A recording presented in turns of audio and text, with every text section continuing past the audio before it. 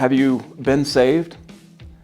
For a growing number of people today, it's one of the most cringe-worthy questions one might ever be asked. Have you been saved? When some people hear the word salvation, they think of Christianity as a cringe and fringe religion, and they reject it altogether. They struggle with this false but popular idea that the next life is more important than the one they're living today, or that heaven, which we cannot see, is more important to God than the earthly world we can see. If you've ever been disillusioned by this modern Christian dualism that suggests that God only cares about the salvation of our souls, in chapter 7 of Life After God, I'd like to introduce you to the God of the Bible who is always working to bring heaven and earth, body and soul together. This God cares so deeply, even ultimately, about earthly things that the Word became flesh and lived among us.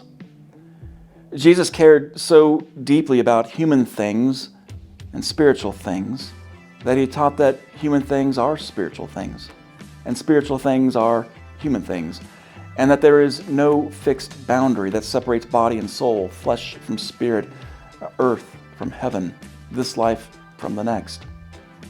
What does it mean to be saved? It turns out that salvation is not some kind of eternal life insurance policy that guarantees entrance into the next world.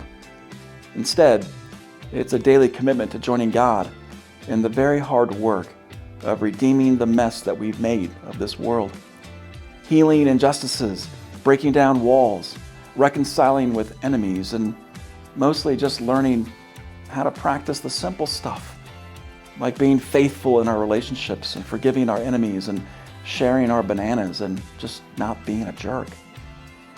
By doing this, what we discover is that over time, we are born again and again and again, until our souls are more spacious and our hearts larger. And we and the world begin to look a lot more heavenly here on earth.